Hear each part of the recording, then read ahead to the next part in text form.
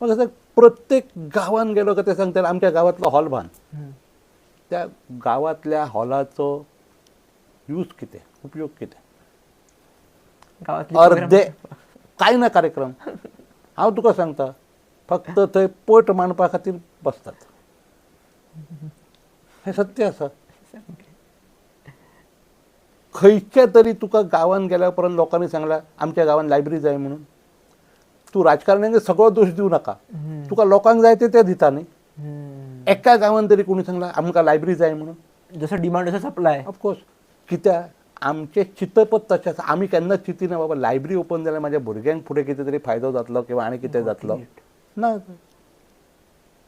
म्हणून हे अशे जर बदल करपाक जाय. तूं मुळान म्हटलें तशें समाजान हेची चर्चा जावपाक जाय. आनी चर्चेंतल्यान हळू जसो प्रेशर बिल्डअप जायत मागीर तो भ्रश्टाचाराचो इशू आसूं, शिक्षणाचो इशू आसूं, खेळाचो इशू आसूं जाल्यार खंय तरी परिणाम जावं शकता. आनी म्हाका दिसता आयची जी ही समाज माध्यमां आसा किंवा हे पॉडकास्ट आसा कितें हें आमी जर करूं शकले आनी हें कशें करप आसा जाणा मुंगी सारकें तें ती एक एक दाणो व्हरता. बरोबर.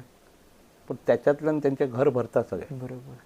आमकांय तशेंच करचें पडटलें. आनी म्हणून सोशियल मिडियाचो म्हणजे तुज्या सारकें जें म्हाका कौतूक हें दिसता की तुमी इतल्या जाणां कडून वेगळे आतां म्हाजे विचार मे बी ना जाल्यार 10 लोकांक मेरेन तशें म्हाज्या स्टुडंटा मेरेन हांव उलयतां पूण बाकीच्या लोकांक मेरेन ह्या माध्यमांतल्यान पावतलो न्ही. बरोबर. आनी लोक मे बी म्हाजे विचार बरे आसा म्हणत वायट आसत म्हणत अशें ना की हांव उलयतां तें सगळें बरोबरच आसतलें.